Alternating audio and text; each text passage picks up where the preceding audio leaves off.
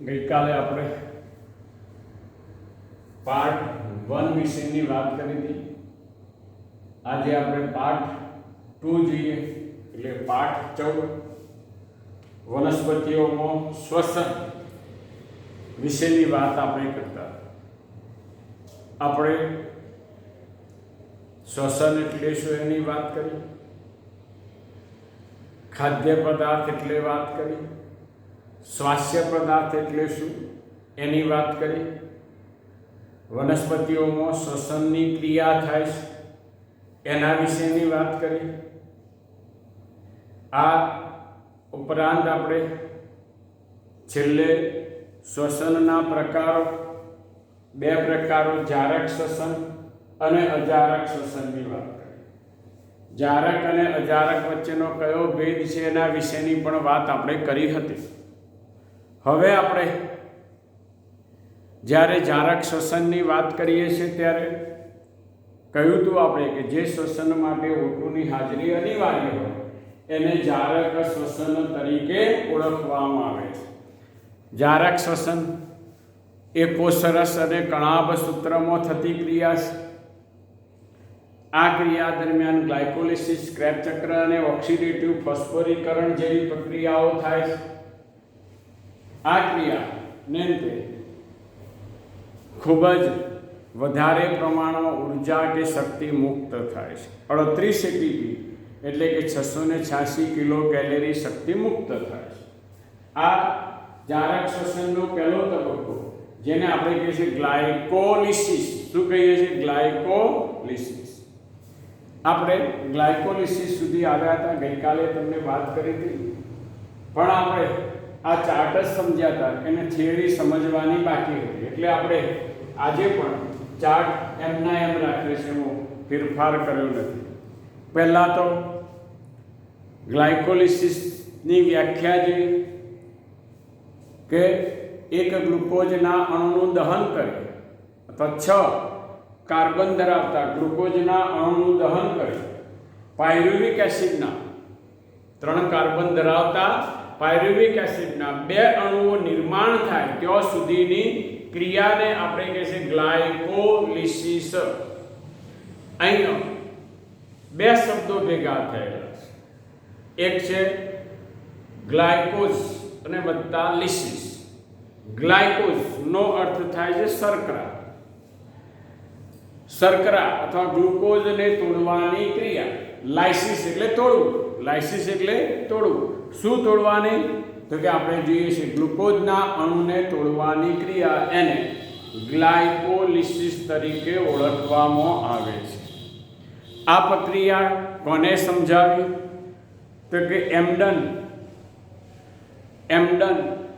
મેયરહોફ અને પરનાસ. એમ્ડન, મેયરહોફ અને પરનાસ નામના વૈજ્ઞાનિકોએ સમજાવી હતી, જેથી આને EMP પદ, કયા પદ તરીકે? EMP, એમ્ડન મેયરહોફ પાથવે તરીકે પણ ઓળખવામાં આવે છે. હવે આપણે આ પ્રક્રિયા ક્યાં થાય છે એની સ્થાન વિશેની વાત કરીએ તો કે આ કોષ રસમાં અથવા કોષના આધારકમાં થતી ક્રિયા છે. ક્યાં થતી? આધારકમાં થતી ક્રિયા છે. હવે આના ઉપનામ જોઈએ તો કે આને જારક શ્વસનનો પ્રથમ તબક્કો કહે છે. કેમ? તો કે જારક શ્વસનના 3 તબક્કા આપણે જોયા હતા: ગ્લાયકોલિસિસ, ક્રેબ ચક્ર અને ઓક્સિડેટિવ ફોસ્ફોરીકરણ. આ પહેલો તબક્કો, એટલે આપણે આને શું કહીએ છીએ? જારક શ્વસનનો પ્રથમ તબક્કો છે. બીજી વાત, આને જારક અને અજારક શ્વસનનો સામાન્ય તબક્કો કહીએ છીએ. આને શું કહીએ છીએ? જારક અને અજારક શ્વસનના સામાન્ય તબક્કા તરીકે ઓળખવામાં આવે છે. આને જારક શ્વસનના અજારક તબક્કા તરીકે પણ ઓળખવામાં આવે. શું કહેવામાં આવે? જારક શ્વસનના અજારક તબક્કા તરીકે પણ ઓળખવામાં આવે. કેમ? તો કે આ પ્રક્રિયા કોષરસમાં થાય છે અને ઉત્સેચકની હાજરીમાં થાય છે. હેક્ઝોકાઇનેઝ નામના ઉત્સેચકની હાજરીમાં થાય છે. આ પ્રક્રિયા માટે O2 ની હાજરી જરૂરી નથી અને એટલા માટે આપણે આને જારક શ્વસનનો અજારક તબક્કો કહીએ. શું કે જારક શ્વસનનો અજારક તબક્કો કહીએ. આને જારક અને અજારકના સામાન્ય તબક્કા તરીકે પણ ઓળખવામાં આવે છે, કારણ કે અજારક શ્વસન દરમિયાન પણ ગ્લુકોઝના અણુ દહન થઈ પાયરુવિક એસિડ બને છે. એવી જ રીતે અહીંયા પણ એક ગ્લુકોઝના અણુ દહન થઈ પાયરુવિક એસિડના 2 અણુ બને છે. એટલા માટે આપણે આને જારક અને અજારક શ્વસનના સામાન્ય તબક્કા તરીકે ઓળખીએ છીએ. આ આપણે જુદા જુદા ઉપનામ વિશેની વાત કરી. હવે આપણે આ તબક્કાની વિશિષ્ટતા વિશેની વાત કરીએ તો કે આ તબક્કા દરમિયાન ખૂબ જ ઓછા પ્રમાણમાં શક્તિ મુક્ત થાય છે. એટલે આપણે એમ કહીએ છીએ ગ્લુકોઝ જે છે એ ગ્લુકોઝમાંથી માત્ર ગ્લાયકોલિસિસ ક્રિયા એટલે 2 એટીપી જેટલી જ એટીપી નિર્માણ થાય છે, એટલે વધારે પ્રમાણમાં ઉર્જા બનતી નથી. હવે આના 2 તબક્કા જોઈએ તો કે આ પ્રક્રિયાના મુખ્ય 2 તબક્કા છે: ફોસ્ફોરીકરણ તબક્કો, રિફોસ્ફોરીકરણ. ફોસ્ફોરીકરણ એટલે શું? તો કે ફોસ્ફેટના અણુ જોડાવાની ક્રિયાને ફોસ્ફોરીકરણ કહીએ છીએ. ગ્લુકોઝના અણુ સાથે જોડાઈ શું કરે છે? ગ્લુકોઝનું ફોસ્ફોરીકરણ કરે છે. તો બીજા તબક્કે આ જ સંયોજનમાંથી શું થાય? ફોસ્ફેટના અણુ છૂટા પડે છે, એટલે આપણે એને રિફોસ્ફોરીકરણ. આમ 2 તબક્કા છે: ફોસ્ફોરીકરણ અને રિફોસ્ફોરીકરણ. ફોસ્ફેટના અણુ જોડાવા એને ફોસ્ફોરીકરણ અને ફોસ્ફેટના અણુ છૂટા પડવા એને કહે છે રિફોસ્ફોરીકરણ. આપણે પહેલા તબક્કા ફોસ્ફોરીકરણની વાત કરીએ. આપણે વનસ્પતિમાં શ્વસન વિશેની વાત કરીએ છીએ ત્યારે તમને ખબર હોવી જોઈએ કે વનસ્પતિ જે છે એ વનસ્પતિ વધારાના ખોરાકનો ઉપયોગ સ્ટાર્ચ સ્વરૂપે કરે છે.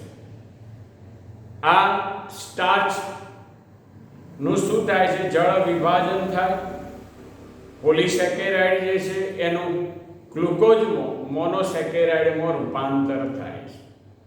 આ ગ્લુકોઝ જે છે એ ગ્લુકોઝ પ્રાણીઓમાં સીધો પ્રાપ્ત થાય, જ્યારે વનસ્પતિઓમાં સ્ટાર્ચ કાંજીનું જળ વિભાજન થવાથી શું થાય છે?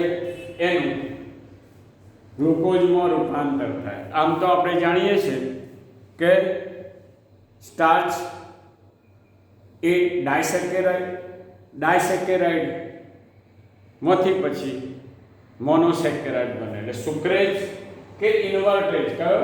સુક્રેજ એ સુક્રોઝ નું શું કરી નાખે? ગ્લુકોઝ અને ફ્રુક્ટોઝમાં રૂપાંતર કરે, અને આ રીતે આ ગ્લુકોઝ એ આ ગ્લાયકોલિટિક પથમાં દાખલ થાય. સામો આ ગ્લાયકોલિટિક પથમાં દાખલ થાય. આપણે જોઈએ કે સૌપ્રથમ 6 કાર્બન ધરાવતો ગ્લુકોઝ કયા ઉત્સેચક? હેક્ઝોકાઇનેટ, જેને સક્રિય કરવાનું કામ કોણ કરે છે? Mg+2. અને આપણે એને તોડવા માટે એટીપી નો ઉપયોગ કરીએ છીએ. એટીપી માંથી પી છૂટો પડતો ફોસ્ફેટ એ ગ્લુકોઝના 6થા કાર્બન સાથે જોડાય છે. કયા? ગ્લુકોઝના 6થા કાર્બન સાથે જોડાય, અને કારણે બને છે ગ્લુકોઝ 6 ફોસ્ફેટ. શું બન્યું? Glucose 6 phosphate. અહીંયા O2 ની હાજરી અનિવાર્ય નથી, કેમ કે આ હેક્ઝોકાઇનેઝ નામના ઉત્સેચકની હાજરીમાં. હવે જોઈએ ગ્લુકોઝ 6 ફોસ્ફેટ એ એના સમઘટક કયા? ફ્રુક્ટોઝ 6 ફોસ્ફેટમાં ફેરવાય છે. આ માટે જવાબદાર ઉત્સેચક છે ફ્રુક્ટોઝ આઇસોમરેઝ. કયો? ફ્રુક્ટોઝ આઇસોમરેઝ. આ પછી આપણે જે બીજી એક એટીપી વાપરીએ છીએ ને બીજો છૂટો પડતો ફોસ્ફેટનો અણુ એ પહેલા કાર્બન સાથે જોડાય છે, એટલે આપણે કહીએ ફ્રુક્ટોઝ 1,6. એક ફોસ્ફેટ અને બીજો ફોસ્ફેટ થયો એટલે શું કહેવાય? Fructose 1,6 biphosphate. બાય અથવા ડાય બંને શબ્દો એક જ છે. ફ્રુક્ટોઝ 1,6 બાયફોસ્ફેટ અથવા ફ્રુક્ટોઝ 1,6 ડાયફોસ્ફેટ, આ પણ શબ્દનો આપણે ઉપયોગ કરી શકીએ. આ રીતે આ હેક્ઝોસ શર્કરા બની. એ હેક્ઝોસ શર્કરાનો કયો આલ્ડોલેઝ કયા પ્રકારનો છે લાયેઝિસ. આલ્ડોલેઝ કયા પ્રકારનો લાયેઝિસ પ્રકારનો ઉત્સેચક જે હેક્ઝોસ શર્કરાનું બે સરળ ટ્રાયોઝ શર્કરામાં રૂપાંતર કરે એટલે કે DHAP અને PGAL ડાયહાઇડ્રોક્સી એસિટોન ફોસ્ફેટ અને ફોસ્ફોગ્લિસરાલ્ડિહાઇડ માં ફેરવે છે અને આ રીતે આ શું થઈ બે ટ્રાયોઝ શર્કરા બને. એ ટ્રાયોઝ શર્કરા પૈકી પહેલા PGAL નું દહન થાય. એક વખતે PGAL પછી આ બંને સમઘટક DHAP અને PGL બે કયા સમઘટક જ્યારે PGL નું વિઘટન પૂરું થયું પછી DHAP પાછા સામો ફેરવાય છે PGL માં અને પછી ફરીથી પાછી આ પ્રક્રિયા બે વાર થાય છે એટલે આપણે બે ગુણ્યા બતાવેલું છે. બે x નથી પણ શું છે ગુણ્યા. અહીંયા H3PO4 ટ્વાઇસ H3PO4 ઉમેરાતામાંથી 4H છૂટા પડ્યા 4 ઇલેક્ટ્રોન છૂટા પડ્યા જેને ટ્વાઇસ NAD સાથે જોડાય. શું બનાવ્યું ટ્વાઇસ NADH2 જે આપણે જાણીએ છીએ ETS માં જાય. કયો જાય છે ETS ઇલેક્ટ્રોન ટ્રાન્સફર સિસ્ટમ એટલે કે ઓક્સિડેટિવ ફોસ્ફોરીકરણ વિજાણુ પરિવહન તંત્રમાં જાય છે અને આ 1,3-BPGA માં ફેરવાય. કઈ ટ્રાયોઝ શર્કરામાં 1,3-BPGA. આટલે સુધીનો તબક્કો છે એને આપણે કહીએ છીએ ફોસ્ફોરીકરણ તબક્કો. આ તબક્કામાં કેટલી 2 ATP વપરાય છે એટલે આપણે એને ફોસ્ફોરીકરણ અને આને આપણે કહીએ છીએ કે ફોસ્ફેટના અણુ જોડાવાની ક્રિયા. આ પછી જોઈએ ડિફોસ્ફોરીકરણ ફોસ્ફેટના અણુ છૂટા પડવાની ક્રિયા કે 1,3-BPGA માંથી બે ફોસ્ફેટના અણુ છૂટા પડ્યા જે બે ADP સાથે જોડાય શું કરે બે ATP બનાવે અને એ સામો ફેરવાય 3-ફોસ્ફોગ્લિસરિક એસિડ 3-PGA માં. 3-PGA એ 2-PGA માં ફેરવાય છે અને 2-PGA માંથી બે પાણીના અણુ છૂટા પડ્યા એટલે એમાંથી બન્યું બે ફોસ્ફોઇનોલ પાયરુવિક એસિડ ટ્વાઇસ PEP બન્યું. એ ટ્વાઇસ PEP માંથી પણ બે ફોસ્ફેટ છૂટા પડ્યા અને બીજી બે ATP બની અને એમાંથી 3 કાર્બન ધરાવતા પાયરુવિક એસિડના બે અણુ નિર્માણ થાય છે. કેટલા 3 કાર્બન ધરાવતા પાયરુવિક એસિડના બે અણુ નિર્માણ થાય છે. આ પ્રક્રિયા દરમિયાન આપણે જોઈએ નિપજ તરીકે આપણને બે પાયરુવિક એસિડના અણુ બે NADH2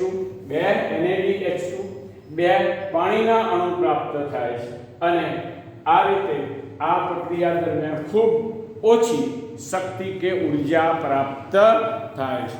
આ રીતે આપણે આ એક તબક્કા જારક શ્વસનના પહેલા તબક્કા ગ્લાયકોલિસિસ વિશેની વાત કરી.